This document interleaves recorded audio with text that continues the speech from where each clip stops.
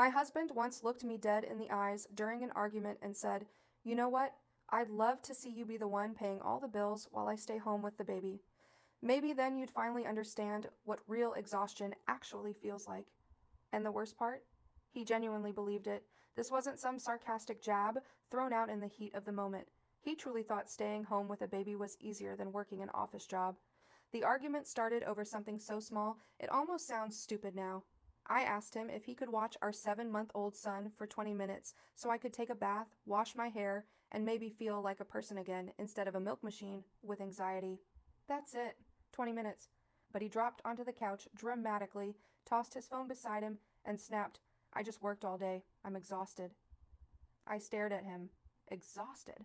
I hadn't sat down properly since 6 a.m. I had eaten half a banana over the sink while bouncing a screaming baby on my hip. I'd cleaned spit up off the couch twice. I'd changed clothes 3 times because the baby somehow managed to puke directly into my bra.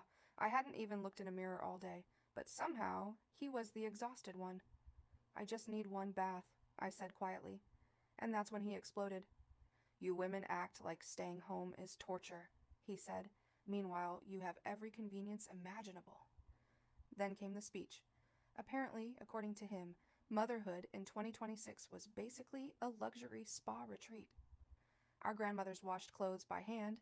They cooked on real stoves. No dishwashers, no washing machines, no food delivery, no robot vacuums. You push one button and everything's done for you. He started pointing around the apartment like a lawyer presenting evidence.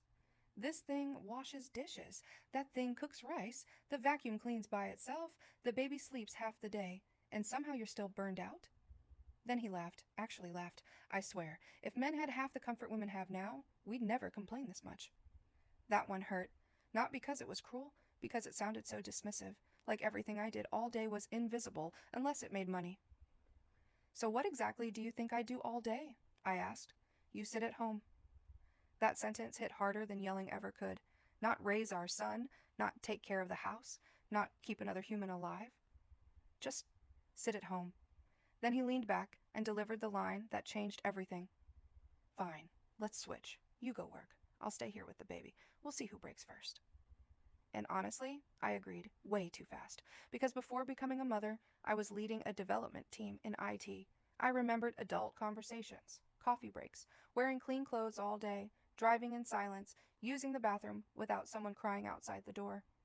I remembered what it felt like to finish a task and actually feel accomplished. So 2 weeks later, I went back to work, and my husband became a stay-at-home dad. The first morning, he acted almost excited. He made a whole speech while holding the baby. "Honestly, this might be good for me. A little bonding time." I almost laughed. By lunchtime, he was sending me photos like he was documenting an expedition into the wilderness. "Bro ate carrots today." Why does he hate naps? How is their laundry already? Day 1, I came home and the apartment looked perfect. The floors were spotless. The baby smelled like baby shampoo. Dinner was ready. My husband stood there in an apron, grinning like he'd unlocked the secrets of life. "See?" he said proudly.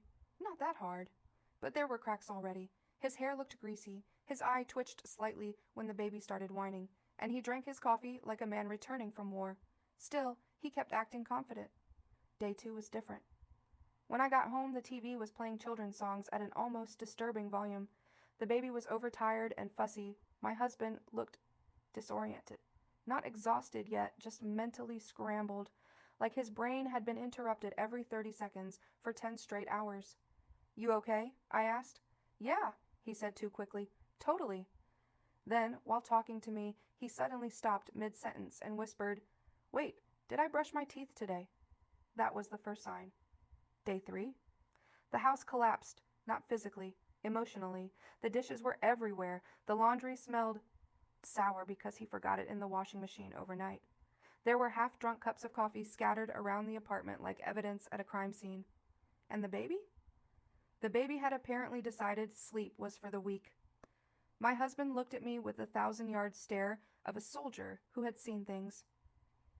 "You know what the worst part is?" he asked quietly. I shrugged. "There's no clocking out." That sentence surprised me, because it meant he was finally starting to understand. At work, even on terrible days, there's a finish line. You go home, You sit down, you mentally leave with a baby. The shift never ends. You're needed every second. Even while sleeping, part of your brain stays awake listening for crying. By day 4, he stopped giving advice, stopped making comments about modern conveniences, stopped comparing me to grandmothers from the 1950s. Instead, he started asking questions. How do you know what different cries mean? How do you stay calm when he screams for an hour? How do you do this every single day without losing your mind? And I wanted to say, I do lose my mind sometimes. That's the part nobody tells you. Motherhood isn't beautiful every second. Sometimes it's ugly and lonely and repetitive and painfully isolating. Sometimes you spend all day caring for everyone else and realize nobody has asked how you're doing. But I didn't say any of that because he was already learning it himself. Then came the night that completely broke him. 2:37 a.m. The baby had been crying for almost 2 hours. I found my husband sitting on the kitchen floor, holding our son while staring blankly at the wall. Not moving, not talking, just surviving minute by minute. The kitchen light above him looked painfully bright. There was a bottle on the counter, a burp cloth on the floor, his untouched dinner still sitting in the microwave from earlier that night. I can't do this, he whispered. And for the first time since becoming parents, he looked scared, not annoyed, not frustrated, scared. Like he suddenly realized how easy it is to mentally disappear when you're exhausted enough. I took the baby from his arms. Our son immediately relaxed against my chest, and my husband's face crumpled, not from jealousy, from disbelief. You make it look so easy, he said. That almost made me laugh. Easy? No, practiced. That's what 7 months of survival looks like from the outside. You stop panicking. You stop expecting rest. You adapt to exhaustion so completely that people think you're naturally good at it. The next morning, he walked into the kitchen silently, handed me his wallet, and said, "Please hire help." No ego, no debate, no pride left. Then he sat down and quietly added, "I thought you were exaggerating."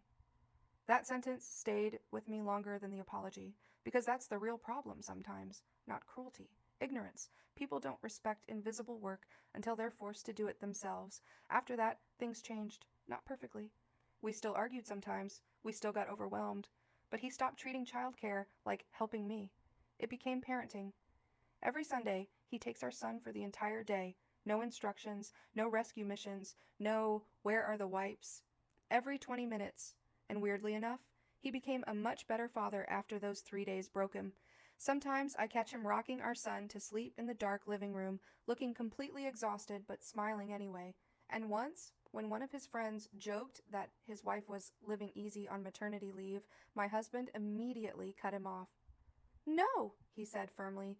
"You have absolutely no idea what you're talking about."